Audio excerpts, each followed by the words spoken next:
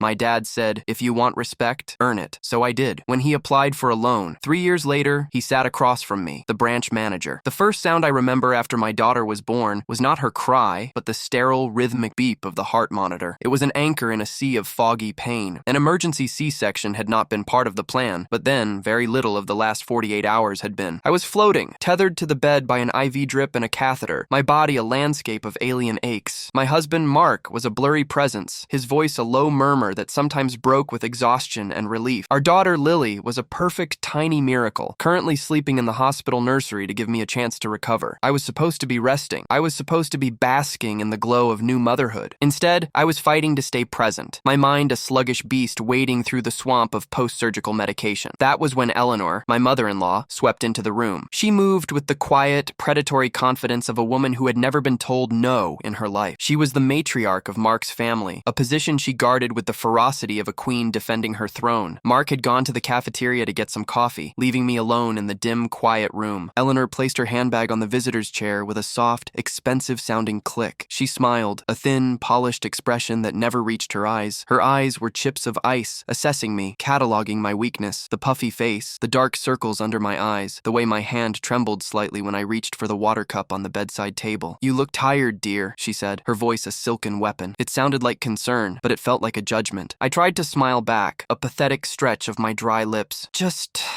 a little, I managed to rasp. The epidural had mostly worn off, replaced by oral pain medication that left me feeling both disconnected and acutely aware of the searing line across my abdomen. Eleanor glided closer to the bed, her gaze fixed on me. She smoothed a non-existent wrinkle on my blanket. It's a shame it had to be this way, she continued, her voice dropping to a conspiratorial whisper. All that stress. It's not good for the baby. It's not good for you, especially with your history. My history. That was her favorite weapon. 5 years ago, a brutal car accident had left me with a shattered femur and a subsequent hard-fought battle with a dependency on prescription painkillers. I had been clean for 4 years, a fact I held onto like a religious text, a testament to my own strength. But in Eleanor's hands, my recovery was not a victory. It was a permanent stain, a weakness she could poke at whenever she felt my influence over her son becoming too strong. I closed my eyes, feigning a drift into sleep. I didn't have the energy for this, for her. I just wanted her to leave. I wanted Mark to come back. I wanted to hold my daughter, but she wasn't leaving. I could feel her presence, a cold spot in the warm, quiet room. Then, she spoke again, and the words she used were so shocking, so monstrous, that they sliced through the medication's fog like a shard of glass. Don't worry, though, she murmured, so close I could smell her cloying, floral perfume. It will all be over soon. You won't have to struggle anymore. My eyes snapped open. The fogginess was still there, but a cold, sharp spike of adrenaline had pierced it. Struggle? What did she mean? She was looking at the small paper cup on my bedside table, the one the nurse had left with my next dose of pain medication. Mark is so worried about you, she said, picking up the cup. He's been telling me how much pain you're in, how you keep asking for more medication. It's starting again, isn't it, Sarah? My heart began to pound against my ribs, a frantic, trapped bird. I hadn't been asking for more medication. I had been trying to take as little as possible. I shook my head, a tiny, weak movement. No, I whispered. That's not true. She smiled that terrible, thin smile again. It's all right, dear. Denial is the first stage. I told Mark I would help. I told him I would take care of everything. She opened her large, structured handbag and took out a small, unlabeled orange prescription bottle. My blood went cold. I watched, paralyzed, as she deftly tipped the 2 white pills from the hospital cup into her palm, dropped them into a tissue, and tucked them into her pocket. Then, she opened her own bottle and shook 2 identical-looking white pills into the paper cup. There, she said, placing the cup back on the table, exactly where it had been. This will help you rest. Really rest. The doctors here are so stingy with their prescriptions, but I have a friend. He understands that sometimes a person needs something a little stronger to get through the difficult times. She thought I was too sedated to understand. She thought my mind was as broken and sluggish as my body. She thought she was speaking to a ghost, a non-entity who would simply swallow what she was given and drift away. But she was wrong about one thing. In my haze, a memory surfaced. My Uncle Ben, a retired detective, had visited the day before. He'd given me a small, silly gift, a keychain in the shape of a cat, and clipped it to the strap of my hospital bag hanging on the hook by the door. It's a voice-activated recorder, he'd whispered with a wink. Never know when you might need to remember what a doctor said, or get a confession out of a supervillain. phone. We had laughed. It was a joke. A silly, paranoid little gadget from a man who had spent 30 years seeing the worst in people. My gaze flickered from Eleanor's triumphant face to the bag hanging on the wall. My heart was a frantic drum. With a surge of will that felt like lifting a mountain, I focused all my energy. My voice was a dry croak, but it was just loud enough. "Eleanor," I said, "why are you doing this?" I needed her to keep talking. I needed to keep her here. The little red light on the cat's collar, I remembered Ben showing me, would be blinking. Her assumption of my incapacitation was her undoing. My question didn't alarm her. It delighted her. It was an invitation to gloat. She pulled the visitor's chair closer to my bed and sat down, leaning forward as if sharing a delicious secret. "Because, Sarah," she began, her voice dripping with a perverse, maternal pity, "someone has to protect that baby. Someone has to protect my son. Mark is a good man, but he is blinded by you. He doesn't see the weakness. He doesn't see the poison you bring into our family." The word poison hung in the air between us, thick and suffocating. She was the one holding a cup full of it, and she was calling me the poison. The sheer, breathtaking audacity of it stole the air from my lungs. "You've been telling everyone I've relapsed," I stated, the words tasting like ash. It wasn't a question. Suddenly, a dozen small, confusing moments from the past few weeks clicked into place. The concerned calls from Mark's aunt, the way his cousin had looked at me at the baby shower, the hushed conversations that stopped the moment I entered a room. "Of course," she confirmed smugly. "People needed to be prepared. When the hospital does your blood work tomorrow and they find unprescribed narcotics in your system, well, it will be a tragedy, a terrible but predictable relapse. A new mother, overwhelmed, falling back into old habits. It will be so sad." She paused, savoring the narrative she had so carefully constructed. "Mark will be devastated naturally, but he'll have me, and we will have Lily. We will file for emergency guardianship. The courts will see the drug test. They'll hear about your history, and they will see a loving, stable grandmother and father ready to step in. You'll be deemed an unfit mother. You'll be lucky if you get supervised visitation in a few years, once you're clean again." Every word was a hammer blow, meticulously aimed to shatter my world. This wasn't a sudden, impulsive act. This was a campaign, a long, calculated, vicious war she had been waging against me in secret, and this was her final, decisive battle. She was going to steal my child. She was going to use my greatest vulnerability, the one I had fought so hard to overcome, as the weapon to destroy me. Rage, cold and pure, began to burn through the fog in my mind. It was a clean, righteous anger that gave me a terrifying clarity. I had to stay calm. I had to let her finish. I had to let her hang herself with her own words. Mark